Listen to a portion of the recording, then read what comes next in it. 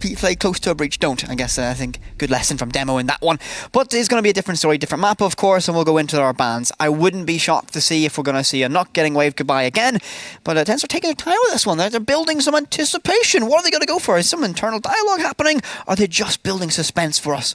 Somebody's just AFK for a second having a drink. It's what happens in this phase. They're like, oh, I'm sure the rest of them will ban. Thermite will be the first one to be gone, and that's a very interesting ban right there. Thermite, of course, the operator who makes the biggest hole in a wall that you can possibly make. One of the least utilised hard breachers at the minute. Look, there's probably a reasoning behind it. There's maybe something that Ascend do, but I'll be very curious to see how it plays out, but I think that there is a bit of method behind the madness. No surprise whatsoever to see Nook gone. Now, what does that do? Sledge is in play this time around, so you've got more nades to play with. These are the bans we expect to see. Probably see an Azami, probably a Valk again, or else it could be the Mira ban. It's really pick and choose your poison. Azami is going to get removed. So it will be Valkyrie. Yeah. It probably won't be now that I've said that. That's the type of luck I have. But you would see on the run, of course, of how things have been. You should expect a Valkyrie to be gone here. No, it's going to be an alibi. Well, a Thermite alibi ban from the side of 10-star. That's targeted, that's directed. And considering that this was the map that they decided to bring, and if I know anything about 10-star, of course, they have that wonderful coach, Kenny, who always wins the map bans. I don't think he's ever lost a map ban. Absolutely ever. So I think going to Chalet, they clearly had something pocketed in the back pocket for us, and the bans to me ring out to that. They have banned away an alibi and a Thermite. Yeah, and alibi gone as well. You saw the fact that in the pre-show, Deadshot and, by the way, I'll say Jegs, they like using alibi from time to time. So, you know, you're taking away the strong arm of one of your players and a player on the other team, but I think it could be addition by subtraction for the side of 10-star. So, we get kicked off going to Bar Games to kick us off, and this is a site which I think a lot of teams have now gravitated to as the primary site on this map. My oh my, how times have changed when it used to be top floor basement. Now we'll see sides prioritising the ground floor, and in reality, I like it. I mean, this is a difficult site to attack and break down realistically because you're left with lots of puzzles to solve across the entire map. Some teams extend to control all of Office and Piano. Some of them just focus on locking down that position inside of Library. Now, I mean, we saw, a very unique 10-star strategy of that Xenoxo on dock, holding on the Library in that position where 2 incendiary darts from Capital were sent. Now, one of them did miss. He only had to survive the second one. But with that rework to dock, he was able to lock that position down in particular and just survive. So he's a little bit of a merchant in this position, not bringing out his French operator this time around. But for 10-star, this is going to be what we expect to see from them, and I don't think the counter strategy is going to come out in the opening rounds from them. They're just going to, I think, feel out what Ascend's going to do. Yeah, and Ascend don't tend to bring Capital very often, so I think he didn't really have to take the dock this time around. But this is a position that Xenoxo has made a little bit of a name for himself playing. You play that position until you pass away. You stay there as long as possible. And, you know, Jegs' position here is a vital one as well, as he looks to control all of Mezzanine and just keep an eye. We'll spot that drone as he hops onto one of his own. But with a minute gone so far, Ascend are only now beginning to enter the map from that far side. It's very slow as enemy with the case is actually the front line, but by opening up that wall, he enables the team to just throw utility over and clear that shield on Ivy. So they've opened up a very high angle here, which means they're going to be able to try and fight. This is almost a one-way, giving an advantage to the side peeking from Master Bedroom, or from Office I should say. Lots of utility, very early expended to clear that shield on Ivy, and as her falls back, Xenoxo has been released a little bit and he can get more freedom inside of Library. That nade goes soaring down Ivy stairs, gets the pick, opening on to YZN. And look at how aggressive Xenoxo is, but we have the benefit of silhouettes. No one's there, and they don't know this. So 10-star are lacking a little bit of information for the time being, and they're just going to try and play reactive. Now, you still have that player of Azure on Ivy stairs, but no shield, no utility to help him, and the teammates in close proximity aren't really locked in. They'll lock it down right now, and I say that as Jegs on Mezzanine with that FMJ could have absolutely critical impact. There is a frost mat on that window, though, that has not been removed just yet, which could have an impact as we move later into that round. And they've given up Library control now. There's nobody playing there. They've realised that the push isn't coming, so Jegs is going to focus on this angle. Jegs will win the fight. Azure will find Rykos as well at the same time, making it a 4 versus 3. And now Cactus will just open up a line of head heights himself from that double window into sight to just make Bar a more tough place to play. There's that frost mat. It has now been cleared. 30 seconds. And 30 seconds left in this round, and Ascend realistically don't have a significant amount of control. They have to dive bomb in. They got one player outside of Mud, one on Mezzanine Balcony, and as time ticks in, there's going to be pressure in this one. Yonka will take down Freebie, the dead shot, every single day. Well, that's going to be Cactus. You're inside of Mud. He'll get one to Azure with that DMR, but Jegs is still alive, and he's going to get that case. Zenoxo cleans up the rest, and that's going to be Cactus. And 10-star, while not flawless, absolutely shut down every single thing Ascend tried to send their way. I mean, perfect defense. Almost perfect. They lost a few players, but they had every answer needed to suppress what Ascend were doing. And that frost mat had a big impact on that one. The player didn't jump into it, but they jumped through the window, aiming at the floor, and Azure was able to get the kill. So one way or another, it enabled the player on Ivy to pick up that one. Down if you do, down if you don't. You've all done it, you try and fight the player down below. It's a difficult fight to win, and you're going to get stuck in a pog mat, and you're trying to that pog mat, you try and gamble that you're not going to get peaked. But guess what? You're going to get picked. Yonka will find that pick and shut it down. 10-star get themselves an opening round, and kind of similar script to what we saw in Villa. 10-star start off strong. They'll probably get 2-3 rounds here. That's how they go. But will they be able to keep that tempo, keep the momentum, and manage the game as Ascend begin to adapt and change? Or will it be a very similar repeat to what Villa was, where dominant 10-star half, dominant Ascend half, and 10-star just crosses over the line? Because that's how they play. That's how 10-star get their victories. Never clear-cut from them.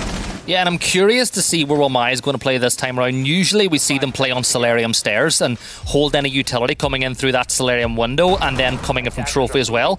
So it looks like Yonka's actually going to play inside Master Bedroom, but it is going to do a very similar job. You put down those discs, you stop the utility usage coming in from those areas of the map, and if you treat the site almost identical to the way you would treat it if top floor was the site. You know, you defend it that exact same format, because if you get vertical control on kitchen or bar games, normally you end up winning the round from that position. Ascend will make their entryway, at least initial pressure, from main lobby, mezzanine balcony, as well as library. So they'll try and pinch these players upstairs as for drone sent in. Jegs will claim that, add that to his tally. And just tentative moments for Ascend. They don't want to commit early. They're trying to open up as many windows, avenues, and cut-off rotations as they can.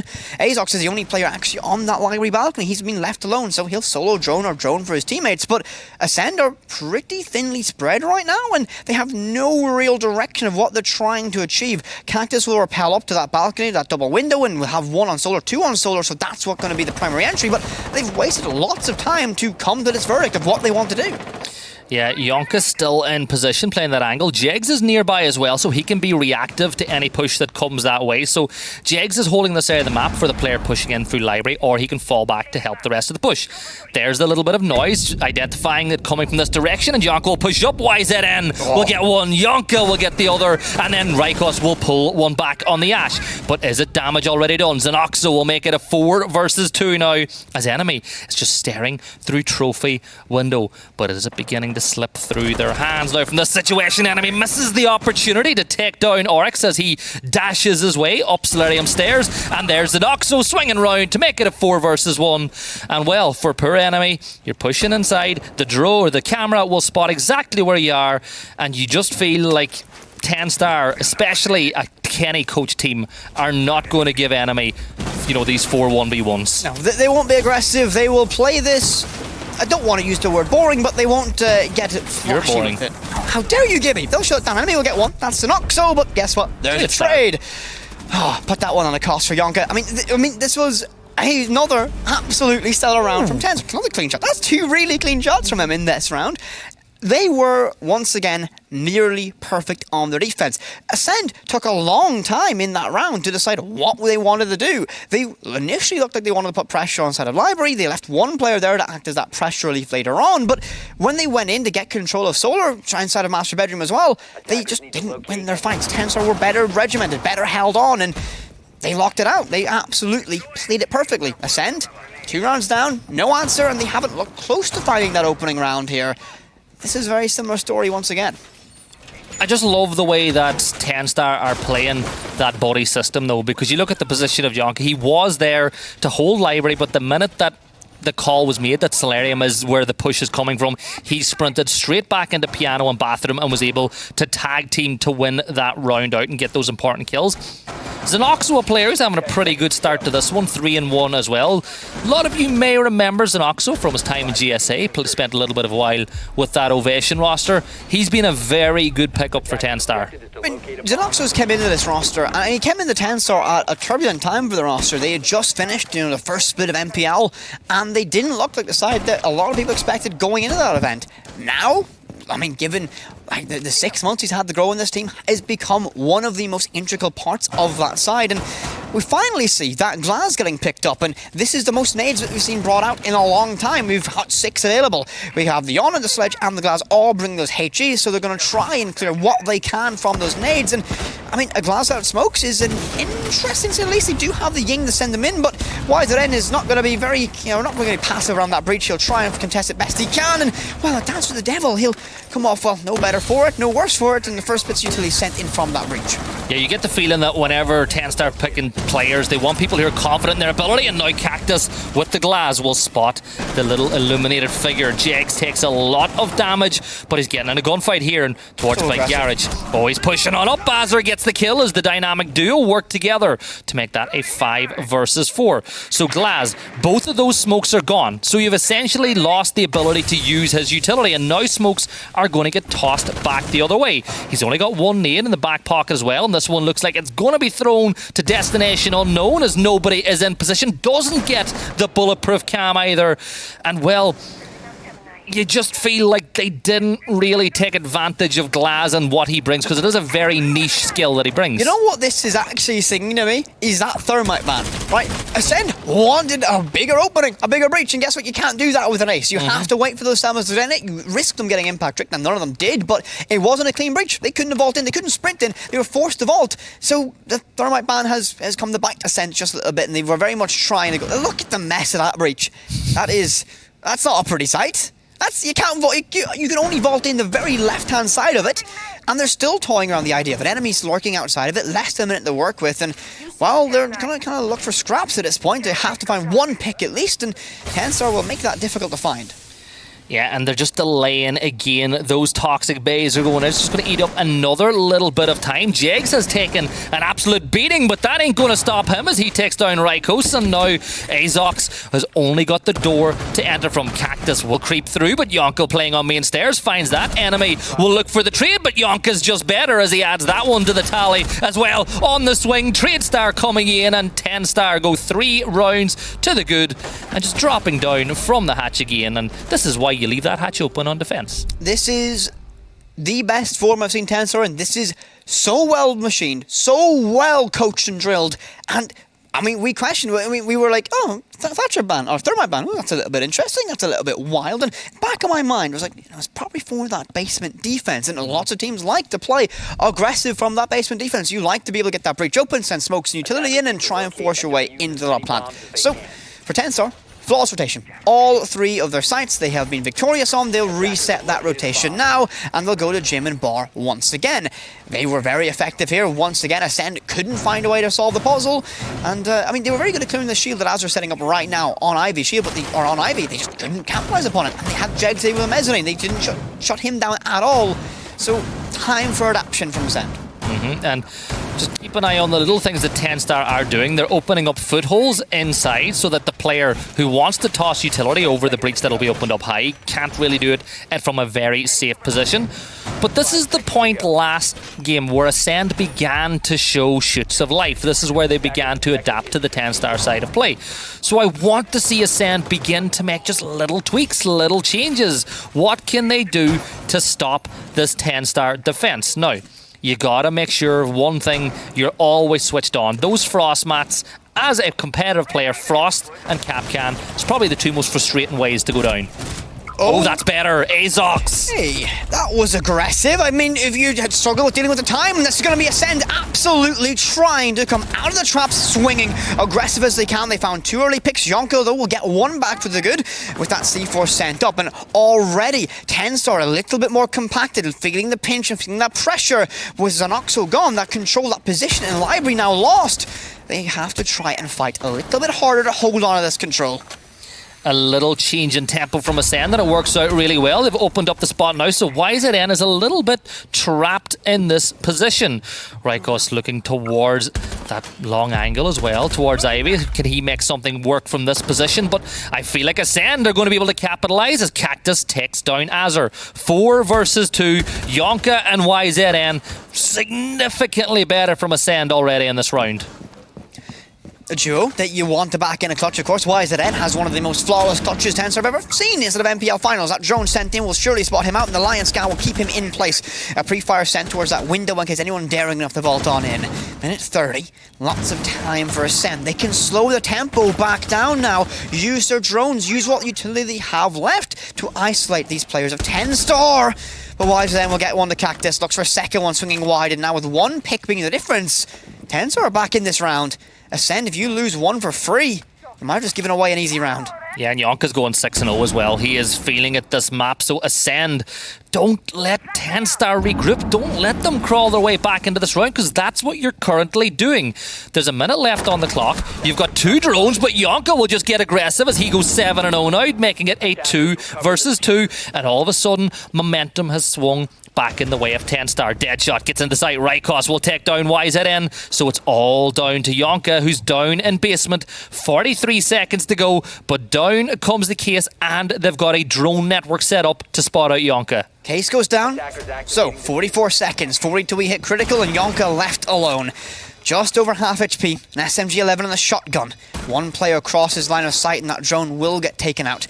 Ryoxy has fallen all the way back outside as well as Deadshot. So essentially this round is over for 10-star. It will be a Herculean effort. Deadshot spots out one above. That will be Yonka. And I have a feeling his first casualty will be arriving in this round. He'll drop on down the hatch. He'll try and scrap his way, but these players are so far behind. There's no way he gets it. He looks for one.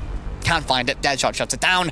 Ascend get themselves the very first round. And the way they done that was essentially going to 10-star. I see your structure. I see your strategy. I raise you aggression.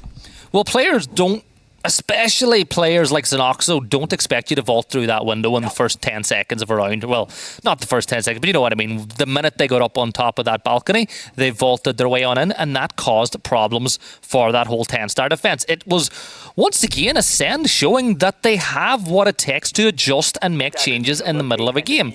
And with it being 3-1, they've done it at an okay time as well. You're on attack. They've still got time to pull 2 potential more attacking rounds out of this one. But it's very important that they don't let the good strides they made in that last round go to waste.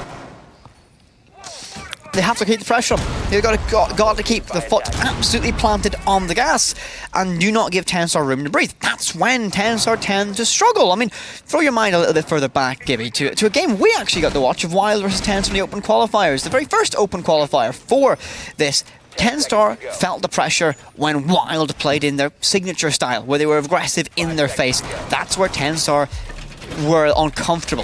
If Ascend can imitate that just a little bit, they might be able to have some more success because their style is not working here. This is where you need to have someone say, all right, let's try something new. Let's go to the next page of the strat book. Let's find a new way in. So they've been making changes, and that first one of that extra aggression, that extra tempo worked out perfectly.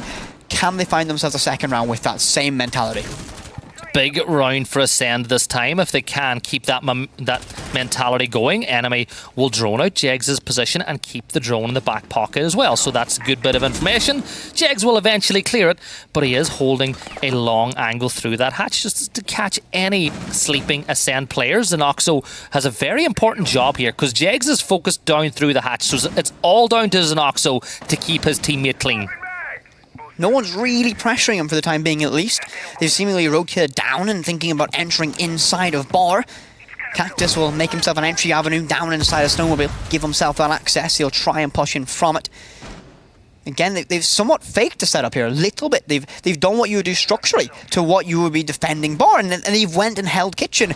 And with Azure locked in inside a supply room, he's essentially got all of this corner of the map under his control, or at least influence. He can go up that hatch if he wants to as well, and be very potent later on in this round. He can be that backstab, as we've seen lots of teams use that Oryx in as, well, Ascend now entering down below, trying to push in and get control of the lobby, and they've ignored the top floor completely here. Yeah, it looks like they've seen what is in the back pocket, so they've decided to change the way that they've approached. It's once again adapting on the fly from Ascend, but you get the feeling that it's starting to maybe stall out just a little bit. All 10 players left alive inside the server with 1:15 to go. Azur has been holding this angle, and Jegs has been holding that one for 2 minutes straight now, and right on cue, Jegs will begin to move. Now Azur, he hears the footsteps, he's going to get taken down. Azox finds one, and there's Jegs, not able to get the refrag, and that could be the little bit of an opening they need, but Yonka takes down Deadshot as he continues his impressive game. 8-1 now for the XG2 man. I mean, we talked about how Ascend had success being more direct, more pressuring on the 10-star, and they've completely lifted off that pressure, and they've given 10-star a round they like to play in. It's been slow, it's been methodical. Azox on low HP from the early fight with Jegs as well. Left to try and scrap with that one. Under a minute now, 30 seconds in this round, and YZN gets himself absolutely beaten up. He'll watch a long angle, but he's got a lot to worry about for the time being. An execution now arriving from that lobby, and Cactus in West Main could be the linchpin for this. 10-star still have verticality as well, and if you push in to try and get that case down inside of Dining, you're going to get caught out by that one, and they don't have a lot of time. They've got no time to clear it, and they still have to worry about this flank potential. YZN will get one. No, Yonka gets one. Yonka gets two. A quad kill for him. Give him the ace, surely. YZN gets claimed, but that will be Jegs who shuts it down. As 10-star, that's a round they would have taken every single day of the week. Cactus was the key to that round in that position. And I'd say Yonka was the key to that round. Yeah, but for Ascend, he went down. That's why they didn't win it. Yonka was able to clean that one up, but you feel like Ascend are getting themselves into very winnable positions and then stalling out. 14 seconds left, and they were going for the execute. That's not even the 20-second meta. It's not enough time for anything to adapt at all if anything goes wrong on your attack. I have to agree. I mean, so far, I've been keeping track of this little conversation, this little running joke they've had. Yonka's rolling back layers. He started off as 33 years old on the opening map. Now he's only 30. Rolling them back. Look, he's going 11-1-1.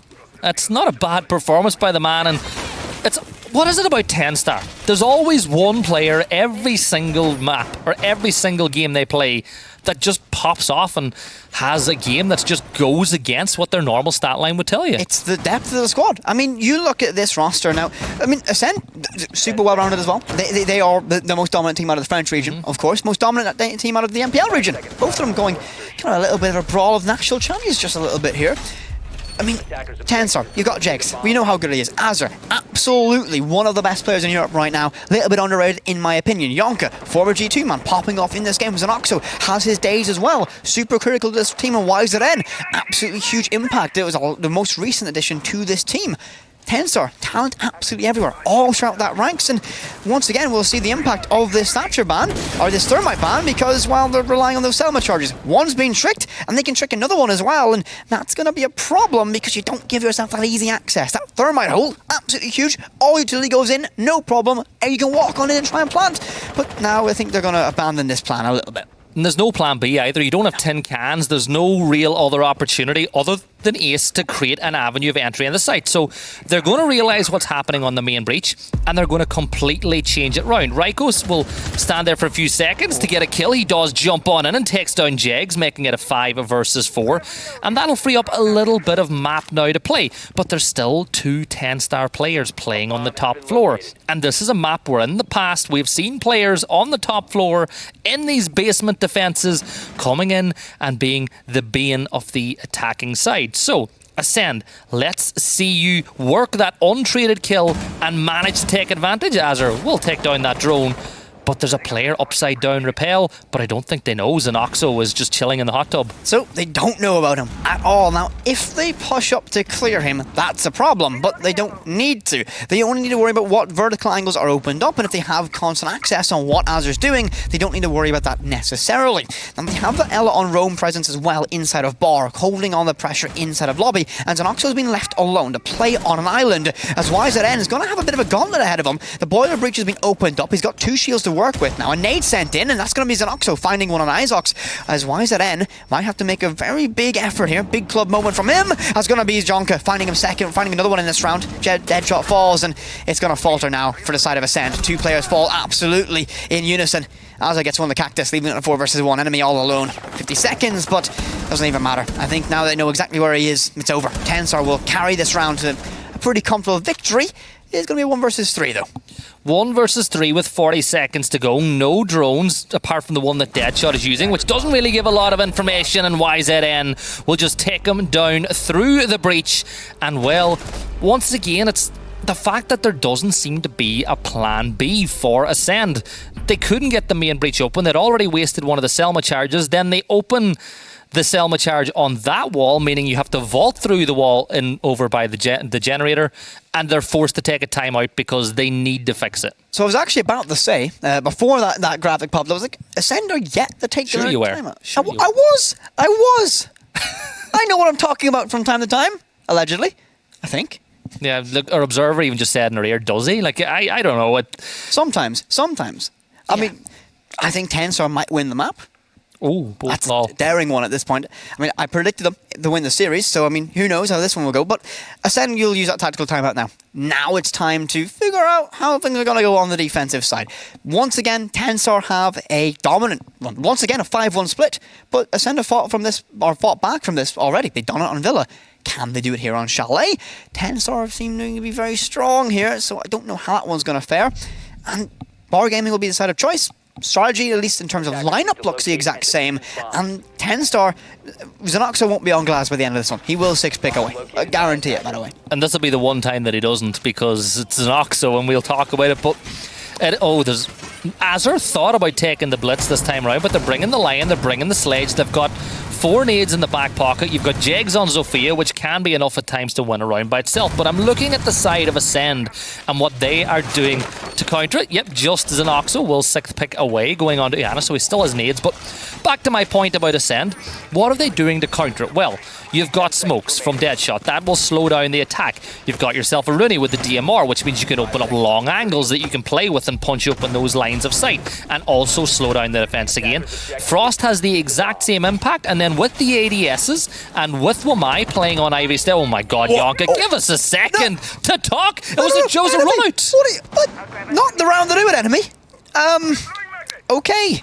Decision making in that one. Not top notch, I would say. I mean, I respect it. You've got to try something in this matchup, but that ain't it. And Yonka will take that one. 13-1, by the way. Rolling back the years even more. Is he 29 now, you reckon? Thereabouts. Yeah. But once you get over 25, you can't forget.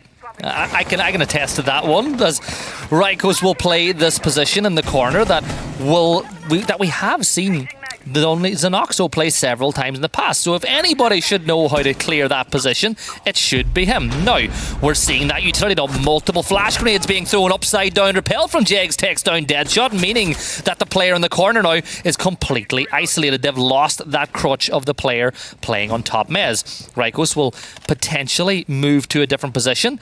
But Azok's credit to him, he's trying to push it. Rykos will move back on top of Ivy now again, but 10-star have opened the door. 5 versus 3.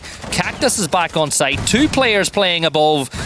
This is looking very, very dangerous now. Ascend have just taken 2 fights that they didn't need to take. They didn't need to take that opening pick. Why is enemy out that window? It doesn't make sense. Deadshot swings wide to try and get Jegs off the repel. Not necessary. You can wait. You have a little bit of time to work with. And, well, now, guess what? Jegs or Yonka now will take another freebie, another invert repel on this double window, another wide swing from Ascend, and 10-star will take these freebies. Ascend, you cannot give them up like that. And that's 5v2. Minute 15 to work with, and 10-star absolutely running through this defense. Rykos gets 1 back on the Xenoxo, finds more damage to other players, and while that nade will land, and Nazaless leaves himself and DBNO outside of lobby, he can get recovered, but it will take time away. And that's a good thing for Ascend. They bought themselves a window. Yeah, better. Oh, Jegs. Timing just a little bit off there, but it's better fight selection from Ascend for those last 2 gunfights that we saw them take on. It is back to a 4 versus 2. Rykos has taken a bit of a beating in this round already, but now they need to just be very smart about which gunfight you take on. Azure playing on top Mez, having jumped in through Fluke window, will have a look down towards bottom main, but it's time to hold. 10-star, 30 seconds to go. 1 pick could just completely tear apart this round for Ascend. but both players playing in tandem, side by side. 20 seconds now. We're getting closer and closer to triple zeros on the round, but still 10-star delay. Still they wait. Whippet, I don't know what's going on, but Jegs will find the opener. Cactus pulls one back. 10 seconds now to go. What can 10-star do? Azure will begin placing the case. Cactus is able to find one. It's a 1 versus 2 scenario now, but Jegs knows exactly where he is, and down goes the case. Cactus makes it a triple. 1 versus 1. Azure knows where he is. Azure steps up, misses the head. Don't peek, Azure. Stay still. Never mind. Get the kill, because Gibson doesn't know what he's talking about. But 10-star move to map point. But I don't think we're going to see map point Monty. I hope not. Don't even summon a map point Monty. No, don't. But it's a thing. Don't do it. No, Gibby. No map point Monties. I refuse. I agree. I don't want a map point Monty. Don't do it. Don't. No one. PSA. Don't map point Monties. Never do it. Absolutely never. But I mean, Cactus. How close? How close to yet another heroic clutch? He's the guy you want to back in those situations for Ascendant. I mean, 10-star essentially gave him one by one engagements to let that kind of open the door for that moment. 10-star now find themselves on map and series point. Ascend. This is desperate measures. This is what can you do now? Because your back's against the wall. The lower bracket is calling.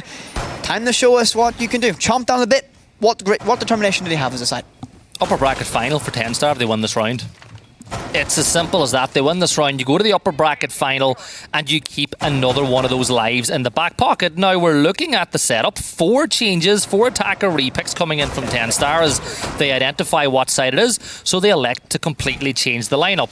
Now, I'm looking at it, but this is a very aggressive lineup again. And I think 10-star could go hyper aggressive and try something, because they've got 5 match points to play with. Don't even summon the map point advantage curse. Don't do it. Don't get that one more round mentality even thought about in this situation. But you're right. Ascend have brought a pretty aggressive lineup. A Valkyrie in play. That will be enemy. He's not not lobbed himself out a window in the first 30 seconds or first 5 seconds. So already an improvement on the previous one. He's got those cameras. One still in back pocket, but he can try and work around that and get that C4 pick if needed or required. They have an Oryx and they have Cactus on that Doc, who's after that good effort of an attempted clutch gets himself promoted. So we move into this 2 minutes into the 2 minutes to go in the round. Azure, Rykos jumps out and he's going to get taken down by the Claymore, and that's a freebie for 10-star as we get up and running. Yonka will be looking to add to his 14-2 that he's got on the scoreboard so far. And Azure, he's pushed in the basement and he's just paused for a minute. Now he'll make that EDE call to freeze those defenders in place. An enemy is going to get taken down by YZN as he looked to elect as that was coming from below. And all of a sudden, you've only got 3 defenders left to play with. Is this going to be a 10-star performance by 10-star Whippet, or can Ascend begin the climb, the ascend back into this map? You know what, 10-star, I've seen them fumble a few bags in my time, so let's hope not. And I don't think Jegs has any intention of that one, nor does Azure. 2 kills in a round for Azure now, and it's all going down to a 5v1. Azox, to keep your team in the upper bracket, has to find an ace clutch to do so. I'm going to be daring enough here, Gibby, and say it might be a 10-star round. Don't get me wrong, there's a chance, but drone sent out by 10-star. This is systematic them. They are not going to give anything up for free, and Zenoxo finds it. A flawless round to close it out, and 10-star. What a showing from them. Absolutely clinical.